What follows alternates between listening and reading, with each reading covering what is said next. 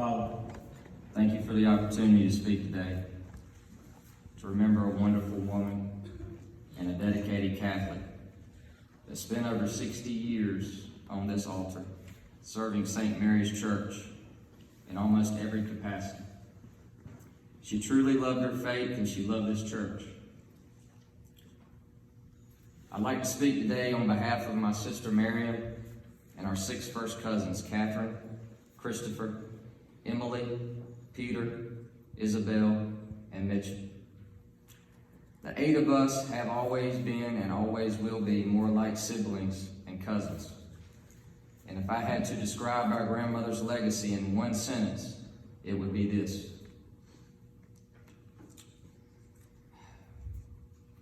To many, Doris Badur was known as Doris, mom, sister, aunt, cousin, friend, bridge partner, parishioner. But to her 8 grandchildren, she was affectionately known as Sitti, which is the Lebanese word for grandmother. Some grandparents are able to leave behind for their children and grandchildren a bigger house, a nicer car, or a bigger bank account. Some pass on their jewels and investment portfolios. These are all noble inheritances. Sitti would often say, "I wish I had more to leave my family." But we all knew that the things she left for her family were much more valuable to us than any tangible asset that this world could offer. Our inheritance is rich, but instead of diamonds and cash, the riches of our inheritance from Sitti are denominated in memories, life lessons, her famous baklava recipe, and most importantly, her love. And the best part about this is that these assets are generational. They cannot be lost in the next recession or blown on a compulsive purchase. Instead, they are like the cedars of Lebanon, and they will continue to grow and flourish for her descendants for many generations. I'd like to start by telling you a story. The year was around 1970, and a young airman stationed here at Seymour Johnson Air Force Base had just received his deployment orders. In a matter of weeks, he would be deployed overseas to serve his country. Before leaving, the airman discovered a parable that he thought may bring some comfort to his family during his absence, and he wanted to have it written in calligraphy so he could give it to his wife as a gift before his departure. After asking around town, he was referred to a local calligrapher, Doris Badur, who at the time was building her reputation as a local artist and calligraphy teacher at the community college. One day, while Sitti was in her kitchen, she heard a knock at the door. Standing at the door was the airman. She invited him in for a cup of coffee, and the airman shared with her his story. Before he left, he slipped her the piece of paper containing the parable. As Sitti read the parable, she was blown away. She couldn't help but to think that this young man was sent to her for a reason. The next week, when the airman came to pick up the parable, Sitti could not bring herself to charge him for the work. In lieu of payment, she asked him if she could share this parable with her loved ones so that they could all have a copy for their homes and offices. I'd like to share this parable with you now in honor of our grandmother. A man that had just died was reviewing the footsteps he had taken in his life. He noticed that all over the mountains and the difficult places he had traveled, there was only one set of footprints. But over the plains and down the hills, there were 2 sets of footprints, as if someone was walking by his side. He turned to Christ and said, "There's something I don't understand. Why is it that down the hills and over the smooth and easy places you walk by my side, but over the rough and difficult places I walked alone?" Jesus answered, "It is true that while your life was easy, I walked by your side. But while the walking was hard and the path difficult, I realized that was the time you needed me the most, and that is why I carried you.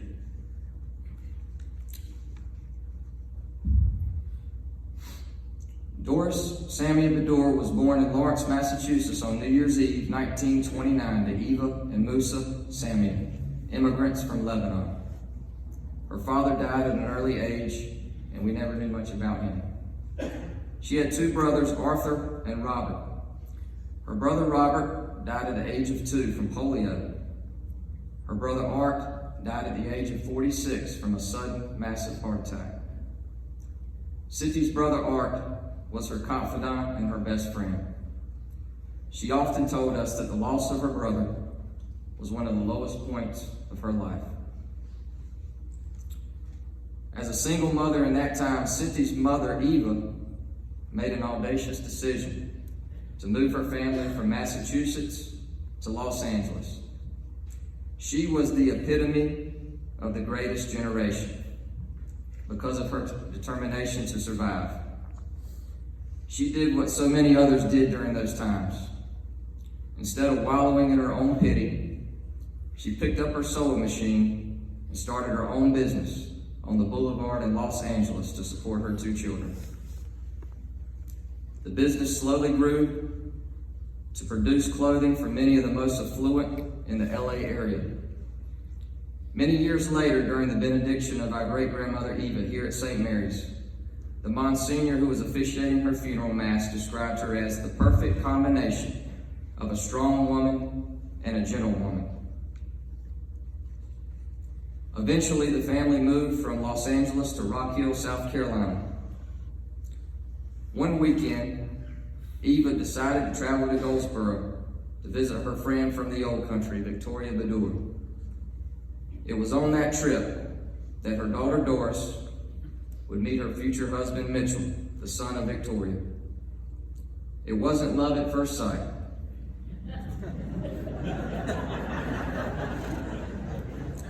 Those were her words. But after many attempts from Sitti, Sitti finally agreed to go with him to the dance hall.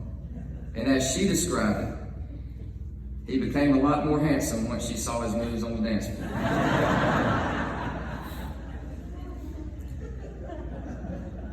It would be nearly impossible for me to speak about Sitti without mentioning Sitti, which means grandfather in Lebanese. They were truly a unit, the catalyst for all that was good in our family. It was never easy for them. Children, sports, trying financial times, deaths of loved ones. Sitti would go on the road 4 days a week to work. He used to say that if Sitti made do all those years on the limited money he could afford to give her, there was no doubt in his mind that she could have been CEO of any company in the world. The sacrament of their marriage produced 4 wonderful children, 8 grandchildren and 2 great-grandchildren, and many lasting memories. They truly did it together, and as a child trying to find my way and figure out life, there never could have been anything better for me to witness. Lebanese poet Khalil Gibran once wrote, "The most beautiful thing in life is that our souls remain hovering over the places where we once enjoyed ourselves." When my soul hovers to the past, one of the first places it is drawn to is 1013 South Andrews Avenue, right here in Goldsboro, or more affectionately known as Sitti and Sitti's house. I remember walking through the side storm door, which was always unlocked and inviting, through the narrow hallway and into the kitchen for a warm embrace from Sitti as she sauteed onions. I grabbed a Coke and a snack on the way to the living room before jumping into Sitti's lap as we sat in his recliner and watched the Atlanta Braves. After a few minutes of chatting, Sitti would holler from the kitchen just a few short feet away, "Mitchell, lunch is ready." Silence. Nothing but the sound of the men rounding the bases. Once again, Mitchell, y'all come fix your drinks. Still nothing. Finally, a much louder voice would say, "Are you deaf, Bador? I said lunch is ready."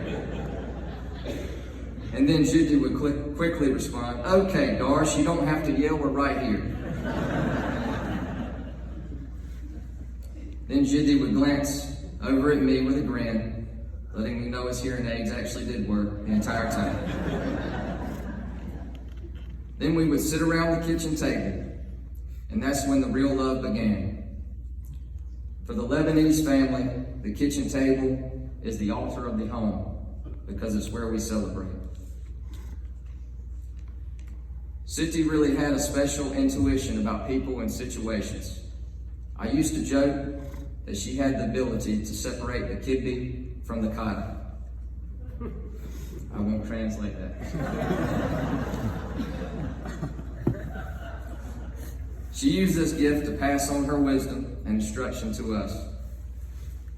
People could often be found at her home, sitting face to face with her over a cup of coffee, deep in conversation about some challenge or opportunity they had in their life. Her advice was always sought by others, and that's because more often than not, it was right on the money. I've often heard that the idea of life is to die young as late as possible. I remember once at age 90, someone leaned over to Sitti and gave her a compliment on her newest hairstyle. In a way that only she could do, she whispered back in the friend's ear, "It's a wig."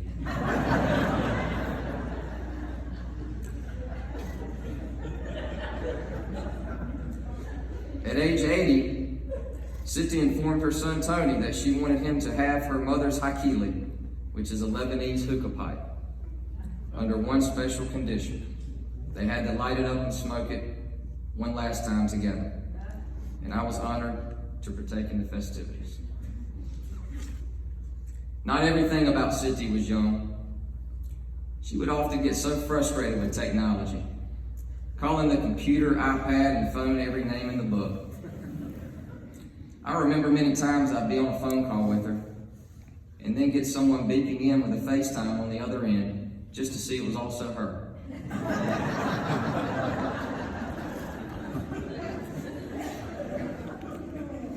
I never said anything and didn't have the heart to tell her that her cheek kept hitting the wrong button. Many of us in the family remember getting the occasional tech support call, which usually was resolved by either turning the device on or simply plugging it in.